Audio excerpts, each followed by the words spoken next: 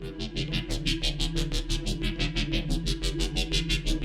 guys, I hope you enjoyed the video.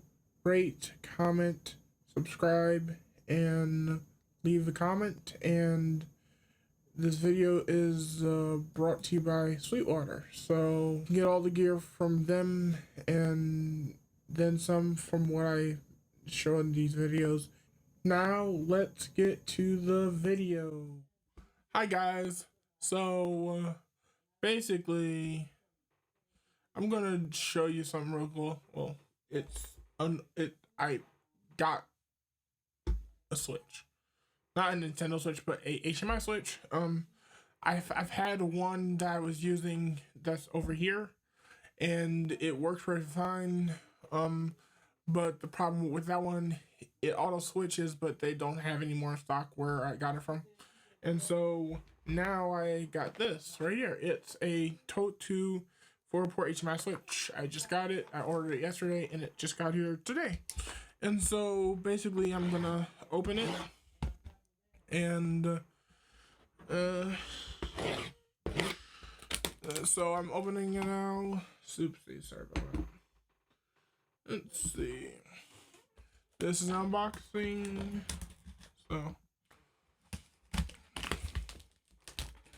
So basically, I'm going to show you what comes in this box and why this one is so actually good. Because I've used it before. So, opening it, comes with your user manual, just single booklet. It comes with the actual thing I'm going to open next after. Also comes with a power supply. Open this right here. Comes with a remote too.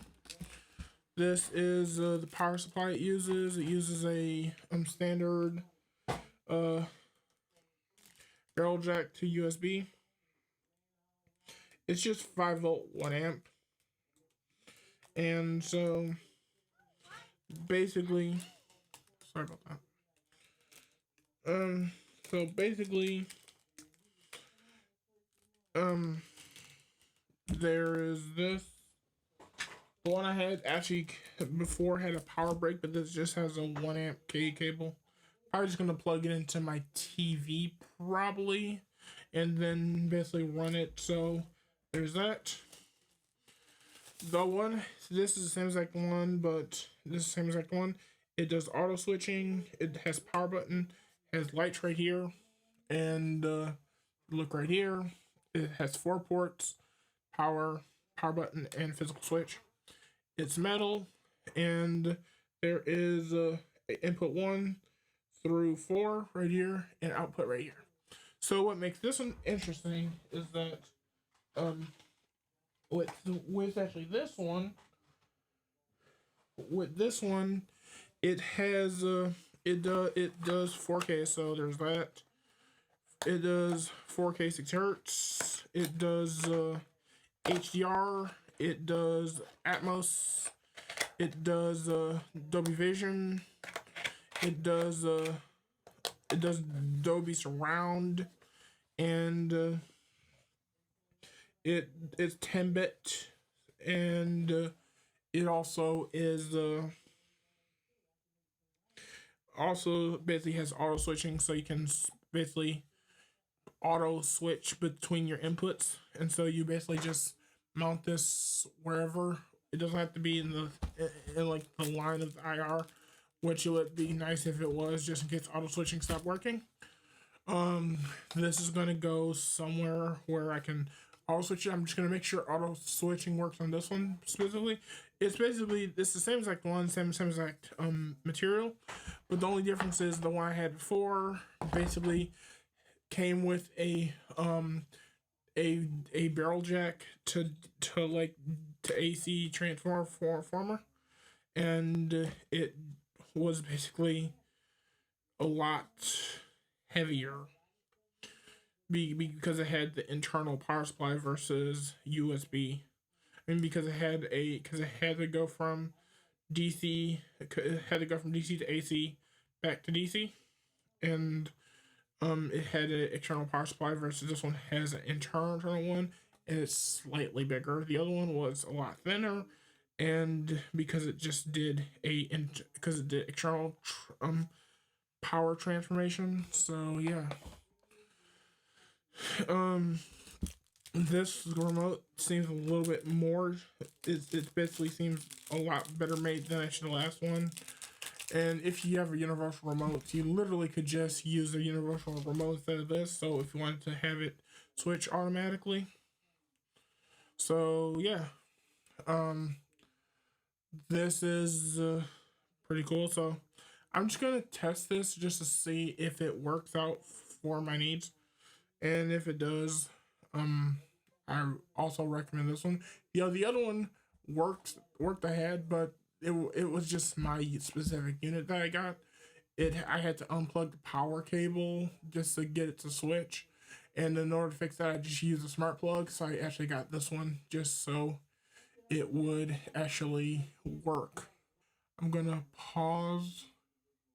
So basically, the reason I got this was because of this. So how I have it set up is I only have two HDMI inputs, and I have to use the actual Samsung remote just to switch between these two actually things. Because I have a Samsung remote, and I also have within the Samsung remote, my Apple TV remote, the two controllers, and also the actual the Blu-ray remote. Because right in here, I'm gonna have a Blu-ray on top of there, and because I'm just waiting for it to come in the mail, and to raise or past my old Blu-ray player. So basically, Blu-ray player is gonna be on number 3, and I didn't want to use a universal remote because it was kind of clunky.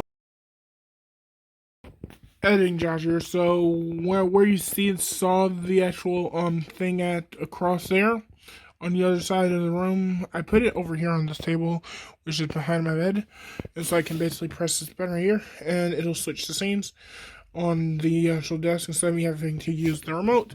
So I basically got rid of, so now I can only have 3 remotes: this remote, and my Apple TV remote, and my Blu-ray player remote instead of 5. And that's when I decided to put the Blu-ray player over here. I can basically just power this off of the Blu-ray player and keep the Blu-ray player on, because of the Blu-ray player that provides 1 amp of 5 volts, 1 amp.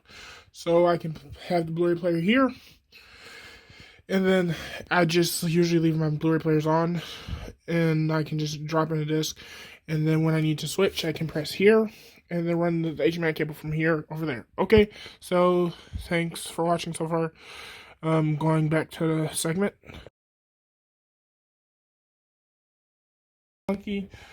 And on here, I like to use the Siri remote with Apple TV.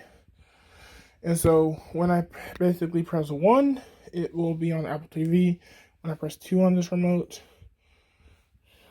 it switches to Nintendo Switch, and I can grab a controller and start playing there. And if I want to play PC games, I just switch to input 1 and use Steam Link to basically, I use Steam Link to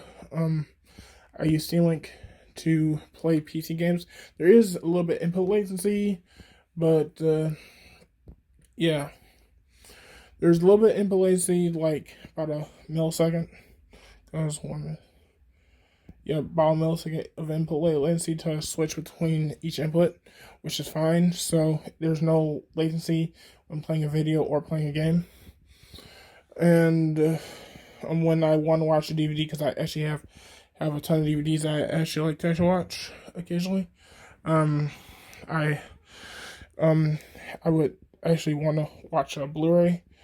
And what I was thinking about doing was basically putting it there, but I'm gonna basically run a HDMI cable from that switch over here to there, so I can put a Blu-ray in there and just control it over here without having to really get up to change disc.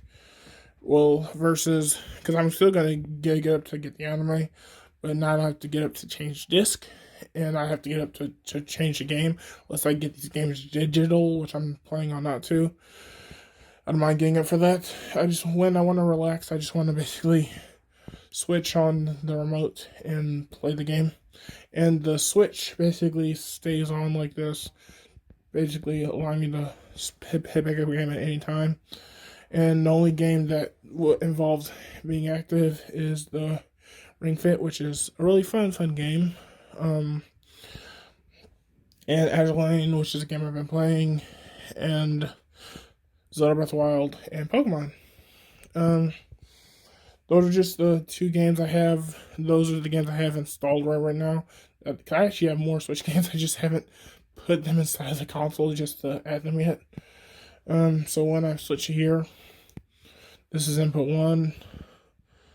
There's a little bit more latency when switching to the Apple TV because Apple TV doesn't like HDCP scrambling, which this does. So yeah, thanks for watching. You'll see the actual rest of the video after I finish this. Thanks for watching so far. And we're back. It worked. So basically, what I just did was the auto doesn't work on this specific unit, but it basically doesn't have to be unplugged and plugged just to get it to actually work.